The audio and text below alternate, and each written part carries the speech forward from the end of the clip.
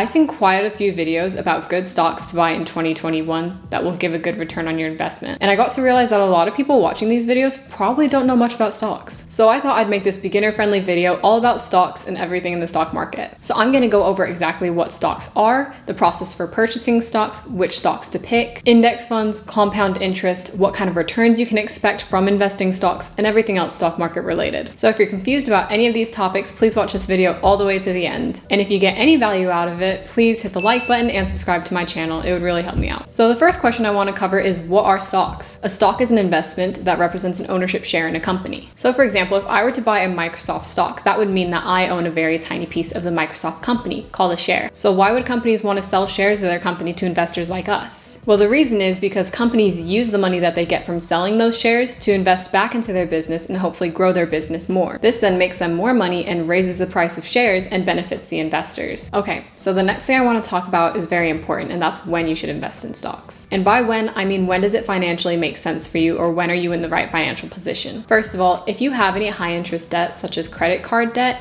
you should prioritize paying that off first before you think about investing into anything. This is because high interest debt, such as credit cards, has an interest rate at around 10 to 20%. Since the stock market on average has returned around 10%, it makes much more sense for you to use your money to pay off this type of debt first before investing. Paying off credit cards is also risk-free, whereas investing in stocks is a higher risk investment as they so frequently go up and down. If you don't have any high interest debt, then the next thing you need to make sure you have before investing in stocks is an emergency fund. This should cover 3 to 6 months of your mandatory expenses and serves as a cushion in case you lose your source of income or you run into any unexpected expenses. Once again, there's just no sense in investing all of your money into stocks and then not having any money to pay your rent if you do lose your job. And it's something like 70 to 80% of American people don't have an emergency fund, so it really doesn't make much sense investing into stocks for the majority of people. But assuming you don't have any high interest debt and you have set aside money for an emergency fund, the next thing I want to talk about is the actual process for buying stocks. So the way that people purchase stocks is through a brokerage. And a brokerage is basically just a platform for investors to go on to buy stocks and other securities. Some well-known brokerages with great reputations are Vanguard, Charles Schwab, and Fidelity Investments. These brokerages charge a very small commission and have been around for a very long time. Another option is to use some of the stock brokerage apps that are kind of disrupting the industry because they are very easy to use and set up and have made it more accessible for young new investors to get started with investing. These apps include Robinhood and Webull, which I'm sure you've heard of from other finance YouTubers. These apps are super convenient and it just makes it so much nicer checking on your investment from anywhere, just on your mobile device,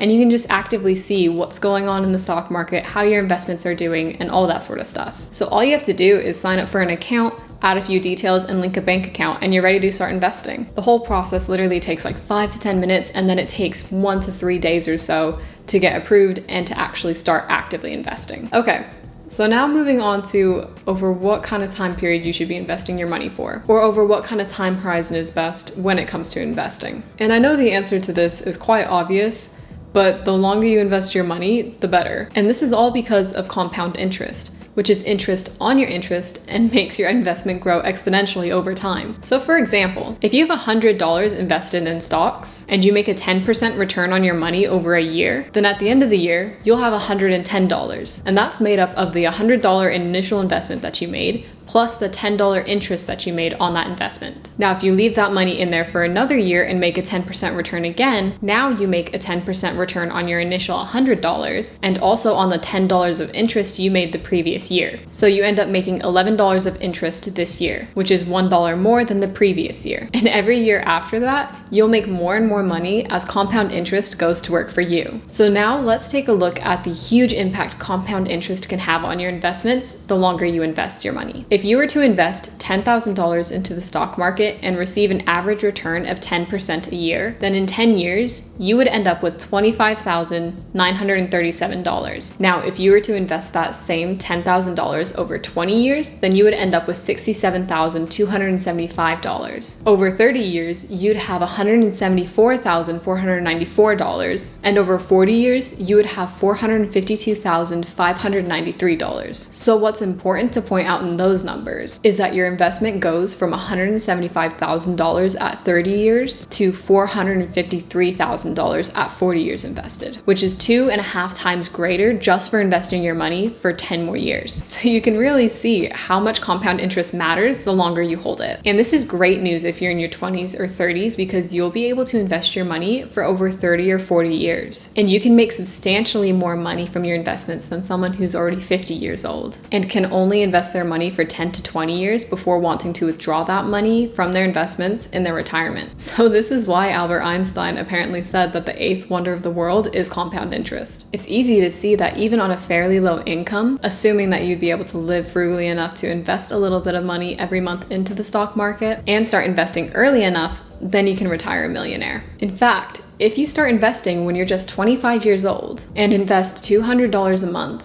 and receive a 10% average annual return on your investment, then when you retire at 65 years old, you would have a total of $1,062,222. So for a quick recap, so far I've talked about what a stock is, why they exist, when it makes sense to invest, compound interest, and how that affects your investment. And now I wanted to finish the video off with what stocks you should actually invest in, because I feel like beginners to investing lack the knowledge on what stocks are best to invest in. So with that being said, one of the best investments that you can make in the stock market is into an index fund. An index fund is a fund with a portfolio made to track a financial market index, such as the S&P 500. So to explain this more simply, the S&P 500 is an index made up of 500 of the biggest and best companies in the United States. And these are diversified over multiple industries such as technology, real estate, energy, all that sort of stuff. The S&P 500 is widely considered one of the best representations of the United States stock market. And it's returned an average annual return of 9.8% since its creation in 1926. So by investing in index funds such as Vanguard's VOO ETF, which tracks the performance of the S&P 500, our investments would get exposure over 500 large companies over many industries. So this is better than investing in one particular stock or a few different stocks, because we get the benefit of diversification. So now you're not at risk of investing into one particular company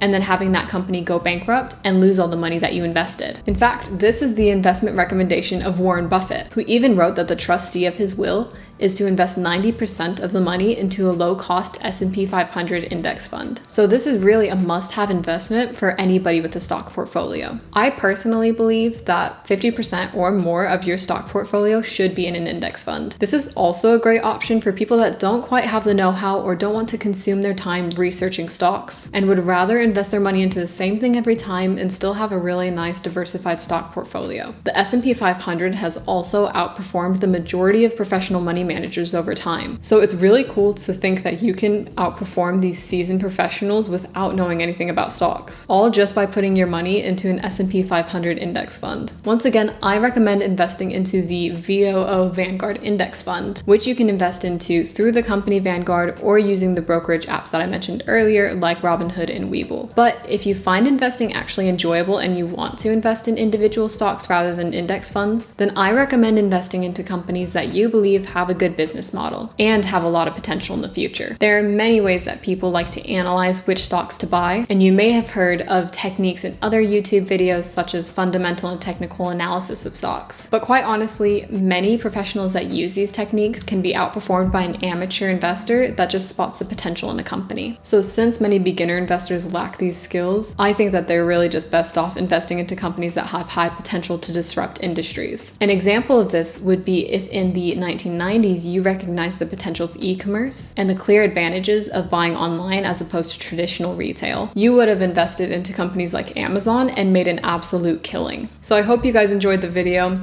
If you did find it helpful, please hit the like button and subscribe for more videos just like this. There's obviously so much more beginner content relating to stocks that I could cover, and this just barely scratched the surface of anything stock market related. For example, we didn't even scratch the surface of dollar cost averaging, timing the market versus time in the market, bull markets versus bear markets, aka market cycles, and just the history of the stock market in general. So if you'd like to see a part 2 to this video, let me know down in the comments below. All right, so have a great day, guys, and I'll see you in the next one.